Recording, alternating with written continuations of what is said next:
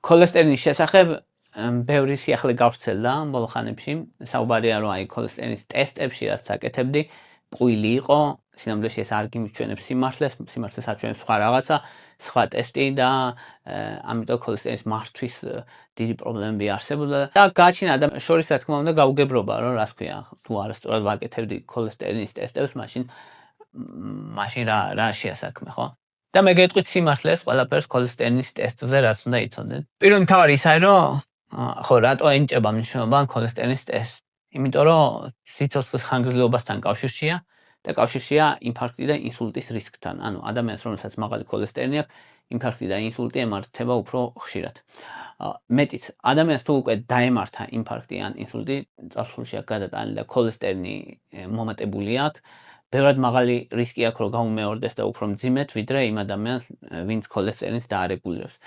ამიტომ რეალურად რომ ქოლესტერინის ტესტსაც ვიკეთებთ, ქოლესტერინს ვაკონტროლებთ და ვცდილობთ ქოლესტერინი დავწიოთ და ექიმებიც ამდენს საუბრობენ ქოლესტერინზე. ახლა რა შეასაქმე?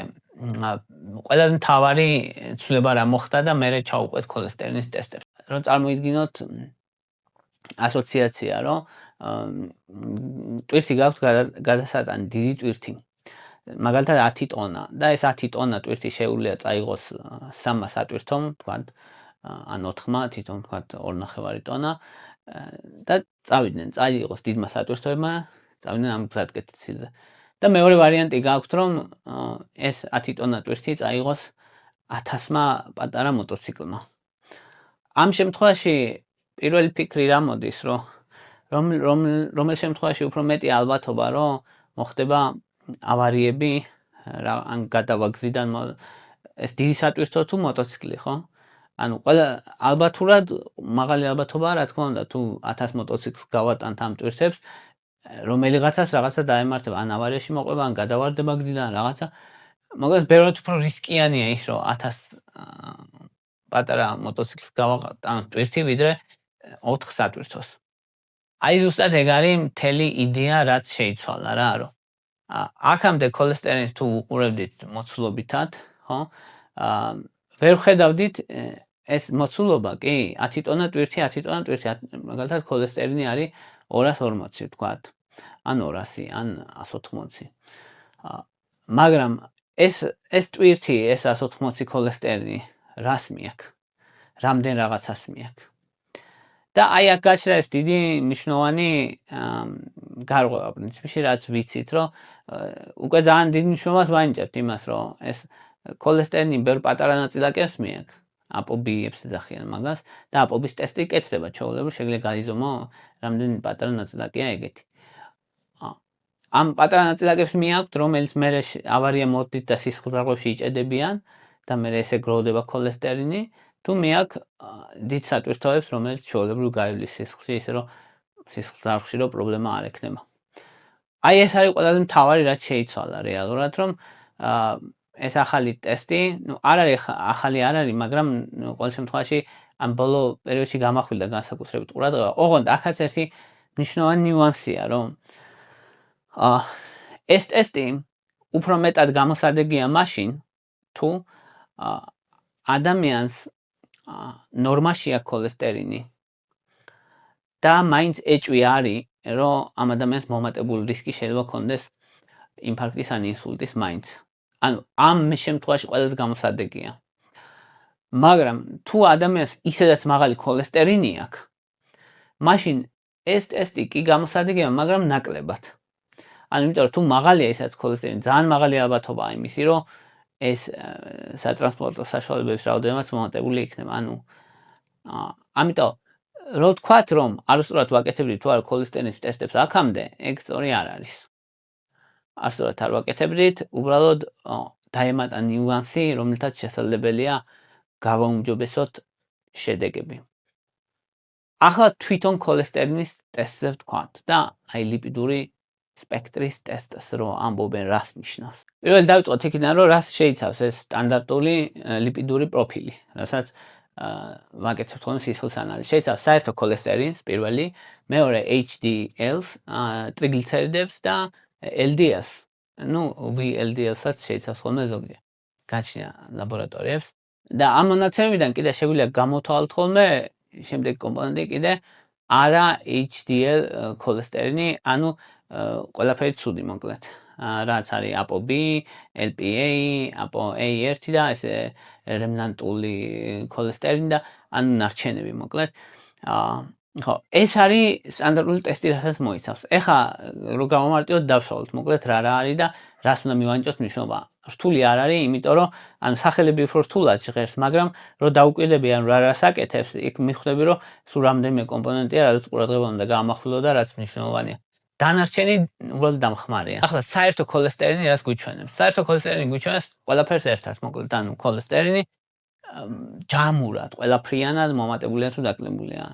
200-ზე ნაკლები არის რომ იყოს სასურველი, 200-დან 239-მდე ყურადღების ან სასაზღვრო ზონაა მოკლედ და 240-ზე მაღალი არის მაღალი. ეხლა ეს ერთეულები არის ხოლმე მილიგრამ დეცილიტრებში, ამიტომ არის რომ ანუ 200-ზე ნაკლები, 200-ზე მეტი. ყველაზე მარტივად ეგ განისაზღვრება ხოლმე საერთო ქოლესტერინი. საერთო ქოლესტერინი გვიჩვენებს ყველაფერს ერთად, მოკლედ LDL-ი, კარგი ქოლესტერინი, ცუდი ქოლესტერინი, ძალიან ცუდი ქოლესტერინი და სხვა მცირე ნაწილაკები, ანუ ყველაფერს ერთად აჩვენებს. ამიტომ ზოგადად წარმოდგენისთვის ძალიან კაია რა. ნუ თუ ერთბაშად ხედავ რომ ახლა ქოლესტერინი არის 280, ეგრევე ხვდები რომ პრობლემა არის რა. და თუ ახლა ხედავ რომ არის 210, ნიუანსურად არის. მე საქმე უნდა ჩაეძიო, მაგრამ თუ მაღალია, ეგრევე აჩვენებს ადვილად რომ სადღაც პრობლემა არის და მე უნდა ჩავეძიოთ რა თქმა უნდა, სადაა კონკრეტულად პრობლემა. შეიძლება თუ არა ისე რომ საერთო ქოლესტერინი იყოს მომატებული კარგი ქოლესტერინის ხარჯზე, შეიძლება კი, ანუ შეიძლება რომ ცოტა მომატებული იყოს ქოლესტერინი, მაგრამ იქ დიდი წილი ქონდეს კარგ ქოლესტერინს და ცუდი ქოლესტერინი იყოს ნაკლები და ადამიანი იყოს ჯამრთელი, შესაძლებელია, მაგრამ ალბათობა დაბალია. ამისთვის არის რომ შლით ხოლმე ფრაქციებად, თორემ მაშინ იქნება ერთი ტესტი და იმ ერთი ტესტიდან ყველა იმსჯელებდა, მაგრამ ზუსტად ამიტომა დაშლი ეს ფრაქციებად, რომ ჩვენ შეგვიძლია უფრო ნათელი წარმოდგენა შევიქმნათ. ეხლა შემდეგი კომპონენტი რაც იზომება არის LDL-ი, ანუ იგივე ცუდი ქოლესტერინი და ეს საკმაოდ არასწორად არის ხოლმე გაგებული და როგორ გავიგოთ სწორად ეხლა. მოკლედ, 100-ზე ნაკლები მილიგრამი დეცილიტრზე თუ არის, მიიჩნევა რომ არის ოპტიმალური. 100-დან 129-მდე თუ არის ეს ოპტიმალურთან ახლოს, მაგრამ ცოტა მომატებული. 130-დან 160-მდე არის მოსაზღვროდ მაღალი და 160-დან ზევით არის მაღალი და 190-დან ზევით არის ძალიან მაღალი. თუ LDL ქოლესტერინი 190-დან მეტი აქვს მოკლედ ადამიანს, მიიჩნევა რომ ის გენეტიკური ჰიპერლიპიდემია, ჰიპერქოლესტერინემია მოკლედ გენეტიკური და მაღალი ალბათობით, განსაკუთრებით ახალგაზრდა ასაკში თუ აქვს და ეგეთ ადამიანს მომატებული აქვს გულის დაავადებების რისკები. და LDL-ი არის ერთ-ერთი ყველაზე მთავარი, რაც უნდა ვაკონტროლოთ, მოკლედ საერთო ქოლესტერინის მერე ყველაზე მნიშვნელოვანი სამიზნე არის LDL-ი, ანუ დაბალი სიმკვრივის ლიპოპროტეინი ესე ქვია. და ეს მნიშვნელოვანი ანუ ეს არის ის ქოლესტერინი, რომელიც იჭედება სისხლძარღვებში მოკლედ და ამიტომ არის რომ ამხელა დიდ ყურადღებას ვაქცევთ. ოღონდ აქ არის ერთი მნიშვნელოვანი რამე კიდე რომ რაც უფრო დიდი აქვს რისკი ადამიანს გულის დაავადების, მით უფრო დაბალი უნდა იყოს LDL-ი. დაბალი გვინდა რომ იყოს. ანუ განა დაბალი არის, არამედ გვინდა რომ იყოს. ჩვენი სამიზნე, რაც უნდა უთხრათ ამას, მოდი ახლა ქოლესტერინის შევამციროთ, სამიზნე ჩვენი წონა 3-მდე შევამციროთ, უნდა იყოს რაც შეიძლება დაბალი, რაც უფრო დიდი რისკი აქვს ადამიანს. მაგალითად, თუ ახლა ადამიანს რისკი დაბალი აქვს, ან ჯამრთელია, ახალგაზრდა რაღაცა, LDL-ი რო იყოს 116-ზე ნაკლები, ნორმალურია და პრობლემა არ არის. თუ ადამიანს აქვს საშუალო რისკი, მაშინ დიაბეტი, ვთქვათ, მეტაბოლური დარღვევები და ეს, მაშინ 100 მილიგრამ დეცილიტრზე დაბალი უნდა იყოს, სასურველია. თუ მაღალი რისკი აქვს, მაშინ 70 მილიგრამ დეცილიტრზე, თუ ძალიან მაღალი რისკი აქვს, მაშინ უნდა იყოს 55 მილიგრამ დეცილიტრზე. განსაკუთრებით იმ ადამიანებში, ვისაც უკვე ქონდა ინფარქტი, ინსულტი, ვინც უკვე გადაიტანა, ვისაც მაღალი რისკები აქვს, იქ ძალიან შემცირებაა ქოლესტერინის მნიშვნელოვანი. ეს ეხება იმ ადამიანებს, ვისაც გადატანილი აქვს ინსულტი, ინფარქტი, ან პერიფერული არტერიული დაავადება აქვს, ან სხვა ათეროსკლეროზის, კლინიკური ათეროსკლეროზის ნიშნები აქვს, ასე დროს 55-ზე დაბალი უნდა იყოს LDL-ი. ანუ ეს ძალიან მნიშვნელოვანი რამეა, იმიტომ რომ LDL-ის ჩამოყვანა ეგეთი ადვილი არ არის და ახლა როცა ამოცანა არის 55 და ნაკლები, ეგ მნიშვნელოვანია მოკლედ. ახლა რა ზრდის LDL-ს? ბევრი რამე, განსაკუთრებით გენეტიკა ძალიან მნიშვნელოვანია. გაჯერებული და ტრანსცხიმების სიჭარბე მნიშვნელოვანია, ან ცხიმიანი საკვები, ნაჯერი ცხიმებს თუ შეჭამ, LDL-ზე მოქმედებს ცუდად. და ნაჯერი ცხიმები არის თითქმის ყველა ტკბილეულში, ნამცხრები და რაღაცები თუ გიყვარს, ანუ კატასტროფა არის ალბათ LDL-ისთვის. ჰიპოთირეოზი, ფარისებრი ჯირკვლის პრობლემები, ქოლესტაზური დაავადებები, ნაღლის მჟავა რო ვერ მიედინება, მოკლედ კარგად, ზოგიერთი მედიკამენტი, მენოპაუზის შემდგომი პერიოდი, ჭარბიწონა, ინსულინ რეზისტენტობა, მოკლედ ბევრ რამეს განსაკუთრებით ჭარბწონას შეუძლია გაზარდოს LDL-ი. ხო, ჭარბწონაზე იმიტომ ამახვილებ ყურადღებას, რომ ამ გენეტიკა ძნელი შესაძლებელია, უფრო და ვერ შეცვლილი გენეტიკას, მაგრამ ჭარბიწონა არის ის რისი რაზე მოქმედება ჩვენ შეგვიძლია. შემდეგი მაჩვენებელი მოდის HDL-ი. HDL-ი არის უფრო მეტად ნაკლებ მნიშვნელოვანი, მაგრამ არა ძალიან უმნიშვნელო, მაგრამ ნაკლებ მნიშვნელოვანი. ეხლა რაშია საქმე? მამაკაცებში 40-ზე ნაკლები არ არის სასურველი რომ იყოს და მიიჩნევა დაბლად, ქალებში 50-ზე ნაკლები არ არის სასურველი და მიიჩნევა რომ დაბალია და 60-ზე მეტი ვისაც აქვს მიიჩნევა რომ ნაკლებად ემართებათ გულის დაავადებები. ეხლა ეს HDL ეძახიან ხოლმე კარგ ქოლესტერინს, კარგ ქოლესტერინი იდეაში შეუძლია რომ რაღაც ეს ქოლესტერინისგან გაწმინდოს სისხლძარღვები რაღაცნაირად, მაგრამ რო ჩატარდა კვლევები და ადამიანს მოუმატეს HDL-ი სინთეზურად, ხო? ვთქვათ მედიკამენტების საშუალებით. ამ ადამიანებს არ გაუმჯობესდათ რისკები, ანუ არ უფრო იშვიათად არ ემართებოდათ ინსულტი ან ინფარქტი, ანუ HDL-ის დამცველობითი ფუნქცია აქვს თუ ბუნებრივად მომატებულია, მაგრამ თუ ხელოვნურად მოუმატებ, რამე განსაკუთრებული ეფექტს ვერ ვიღებთ, მოკლედ ეგ არის. ამიტომ და ეს HDL-ი უფრო მეტად იმის ნიშანია, რომ სხვა პრობლემები არსებობს, ვიდრე თვითონ HDL-ი იწოდეს პრობლემას. მაგალითად, დაბალი HDL-ი თუ არის, ნიშნავს, რომ მაღალი ალბათობით ამ ადამიანს ინსულინ რეზისტენტობა აქვს, მაღალი ალბათობით ამ ადამიანს დიაბეტის მნიშვნელოვანი რისკები აქვს, ან ჭარბიწონა აქვს და ასე, ტრიგლიცერიდებია მომატებული და ეს. ანუ პრობლემაზე მიუთითებს არა პირდაპირ. ხო, თვითონ იმდენად არ იწვევს პრობლემას, რამდენადაც მიუთითებს, რომ პრობლემა არსებობს, თუ HDL-ი დაბალია. და ტრიგლიცერიდები ასევე ერთ-ერთი ყველაზე მნიშვნელოვანია, ეს არის მეტაბოლური მდგომარეობის სწრაფი სიგნალია, რეალურად ტრიგლიცერიდები, რას ნიშნავს ახლა ეს, რომ ტრიგლიცერიდები არის ცხიმები, მოკლედ სისხლში რამდენი ცხიმი დარბის და დაცურავს. თუ 150-ზე ნაკლებია ნორმალურია, 150-დან 200-მდე მოსაზღვრეა, 200-დან 500-მდე მაღალია, 500-დან არის მძიმე ჰიპერტრიგლიცერიდემია და 1000-ზე მეტი თუა ძალიან მძიმე მდგომარეობაა და შეიძლება პანკრეატიტი დაემართოს ამ ადამიანს და ეგ ძალიან საშიშია. ხო, რა მოქმედებს? ტრიგლიცერიდებზე მოქმედებს ჭამა მნიშვნელოვნად, მაგალითად ახლა თუ კი მომატებულია, თუ ადამიანმა ჭამა და ისე გაიზომა ტრიგლიცერიდები, უფრო მეტად მომატებული შეიძლება იყოს, ვიდრე უზმოზე რომ გაიზომოს. ამიტომ ქოლესტერინის ტესტს ზოგადად დიდი მნიშვნელობა არ აქვს, ნაჭამი ხარ თუ არ ხარ, მაგრამ ტრიგლიცერიდებზე აქვს მნიშვნელობა, ამიტომ ახლა რომ აკეთებენ უზმოზე. და თან კიდე პრაქტიკულია რა, ანუ უზმოზე შედარებისთვისაც მე უფრო ადვილია, რომ შეიძლება უზმოზე ერთნაირი მეტაბოლური მდგომარეობა აქვს დაახლოებით ორგანიზმს, ხო, როცა განსხვავებით იქიდან, რომ ერთხელ შეიძლება ცოტა ჭამო რაღაცა, მეორე შეიძლება ძალიან ბევრი ჭამო, მესამე შეიძლება უზმოზე იყო. ამიტომ ჯობია ყოველთვის ტესტები თუ სხვაგვარად არა ექიმის მიერ რეკომენდირებული უზმოზე გააკეთო, იმისთვის რომ თანაბარ პირობებში მოხდეს დაკვირვება. ეს ზოგადი წესი ესეა.